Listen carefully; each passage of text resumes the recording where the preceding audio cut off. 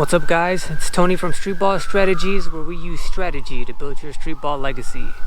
Last week we talked about the importance of playing on different courts. This week we're talking about the importance of choosing your own personal home court. So let's talk about why it's important to have your own home court. It all has to do with identity, how you identify yourself. Having your own home court is one of the basic fundamentals to having a streetball legacy. A home court represents the place where you spend most of your time, and it comes down to you identifying with that court and having that court being identified with you when it comes to other people. And when they think about that court, they think about you, and when they think about you, they think about that court. Think about it like a king having a kingdom, in which you're the king and the court is your kingdom. As a king, you want to be respected and you want your court to be thought of as being prestigious. But you don't want to be a tyrannical king, you don't want to be a dictator, you don't want to be thought of as someone who rules their kingdom with an iron fist through intimidation. You want your kingdom to be respected. You want your kingdom to be thought of as a place that people want to come to. People want to spend time there. People know that games played there are fair. It's all about playing hard and competing. But having your court be thought of as prestigious and being respected, that's something that you have to earn. And talking about earning, let's say that the court that you choose as your home court, let's say that there's already a king there or multiple kings there. There's already people there, there's already somebody who has claimed that court as their own. In a situation like that, you may think to yourself, well, that's too bad. That's the court that I really wanted to have as being my home court, but I guess because it's already belongs to someone else, I just gotta find a new one. You could have that perspective, or you could have the perspective of when a court is already claimed by someone else. When a court already has a king, that gives you a tangible goal.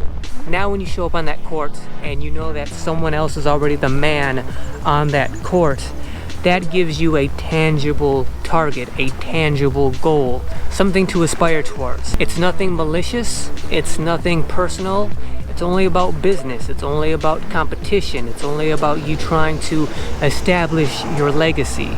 And so when you come to a court and someone's already the king there, now you have them to target. You have them as a goal that you're going to unthrone them. And when you have that goal, it is much easier to focus on that one singular goal. Because while everyone else on the court may have the same goal as you do, you're not particularly competing against them. Your goal is the king. Your prize is their kingdom. And so when you have that goal, it gives you that one tangible thing to focus on.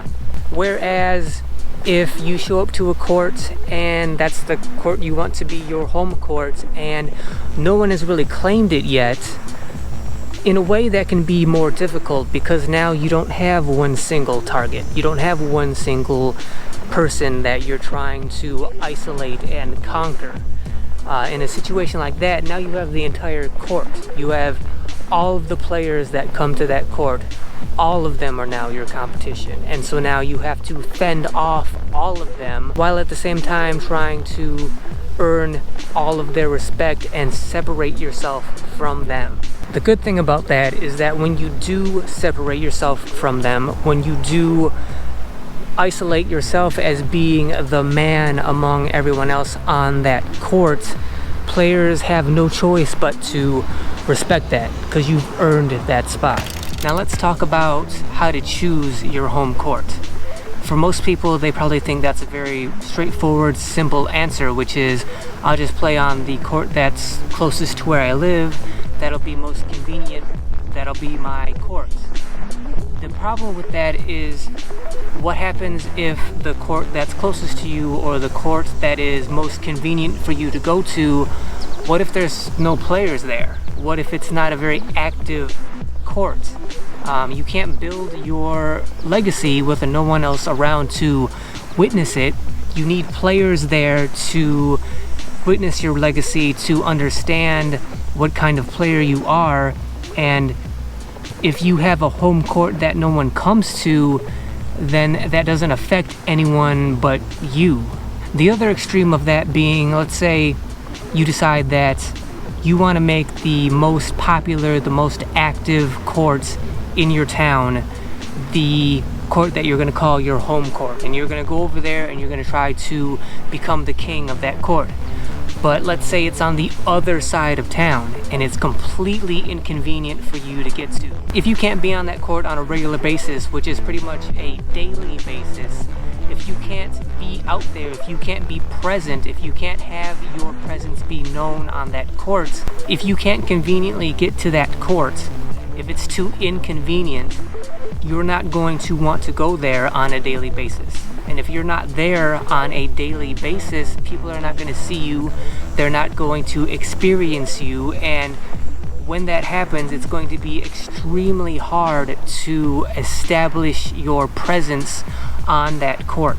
What you're looking for is a combination of convenience, where the court is convenient enough for you to go to, for you to travel to on a regular basis, combined with, does it have enough traffic? You want some kind of happy marriage between the two. You want a court that has enough traffic so that you can have people to spread your legacy to, but at the same time, if that court is too inconvenient for you to go to on a regular basis, you're not going to go there and you're not going to be able to establish yourself. So once you've determined what court is going to be your home court, when you found the court that has good convenience and good traffic, and you've decided that that's where you're going to stake your claim, now let's talk about how to establish yourself on that court. Number one is to be present. You have to be there. You have to be a constant presence on the court. People have to show up to the court and you have to be there. You have to be there practicing, you have to be there playing, whatever it is. When people see that court, they have to see you. When people think about that court, they have to think about you. You have to link yourself in their minds to that court. Second of all, you have to master that court. You have to memorize every square inch of that court. You need to be a master of the entire court and all its conditions. You need to know what it's like to play there in the rain. You need to know what it's like to play there when it's windy. You need to know what it's like to play there when it's dark. You need to know how to use the backboard and the rim and how to shoot on them properly. You need to find your hot spots on that rim, the places where you shoot the best from, where you can attack the best from, where you're the best, most effective offensively and maybe even defensively. You need to find those spots that work best for you in your game, and then you need to develop and find the best and multiple ways to attack from those spots.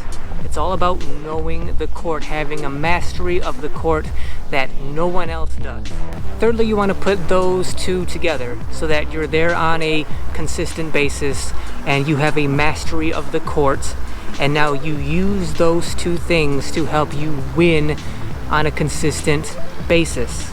And when you're at that court on a daily, consistent basis, and you have learned how to win the majority of games that you play out there because you have a mastery of the court, people and players will then have no choice but to respect you as being the king of that court. It's kind of sketchy getting down from these bleachers.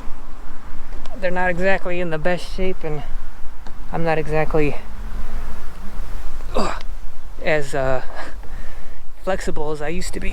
Let's say that you don't have the skills yet or the abilities yet to become the king of the court. Let's say you're just being realistic and you understand that the people who have already claimed the court that you want to play on, that you want to be your home court, that you're not on their level yet. You don't have their skills, you don't have their abilities yet. You're still learning and trying to get on their level. That's not a problem, and that shouldn't stop you from considering that court to be your home court. All that means is that you have hard work to put in, and you have a legacy to yet build and earn. Those people who are the kings of that court are going to look at you and they are questioning what you have. Can you be a threat to them?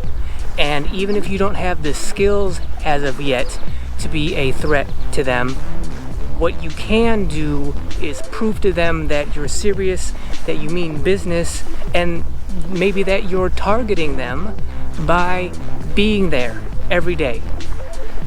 Working hard every day, putting out as much effort and intensity as you can every day. That's how you threaten someone who has much more skill, talent, ability than you have, is you just show up day after day, you grind day after day. You get there before them. You stay late after them. You let them know that when they're resting, you're practicing, you're playing, you're out here, you mean business, you're coming for their crown. That's how you establish yourself. That's how you let them know that even though it's completely clear that you don't have their talent, you don't have their skills yet, but you're coming for them. You grind it out, you show up, you be a presence, you bring energy and intensity and effort, and over time, repetitively, you will build up your skills, your abilities, and sooner than later, you will be able to challenge them for their crown. So don't be afraid to go after the court that you want to call your own. Earn that court. Go out there and make it your own. It's going to take time. It's going to take a lot of hard work. It's going to take a lot of perseverance and repetitiveness and consistency, but you can do it. All you have to do is put in the work. Also keep in mind that as your game develops and evolves, your home court may change as well. For example, here's my original home court. It's a literal home court because it was on the side of my house. This is where I first learned the fundamentals of the game and first started to learn the skills that were going to develop my game.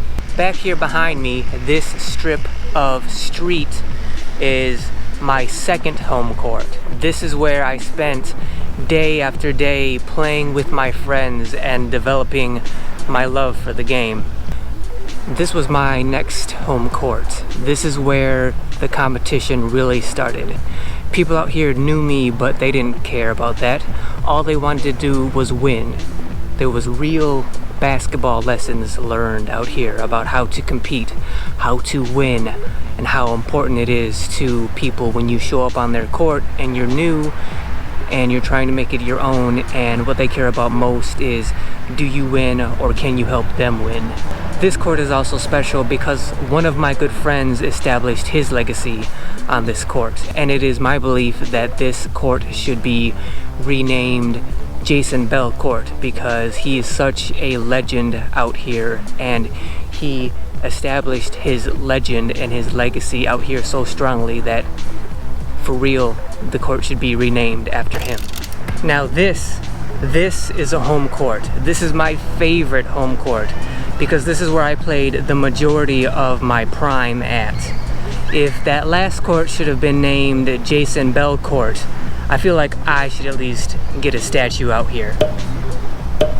This court is where it all came together. This is where I took the culmination of my love of the game, the skills that I earned for myself. I brought them to this court, and this is where I really established my legacy. I put everything together, I combined everything, I was out here every day, I played as hard as I could, and I learned how to win on a consistent basis. This is my legacy. I want to thank you guys for watching. If you enjoyed this video, please give me a thumbs up. Please subscribe to the channel and hit that notification bell so that you're notified of all of my future videos, and I will see you guys next week. I guess that's why I'm here and I can't come back home. And guess when I heard that, when I was back home.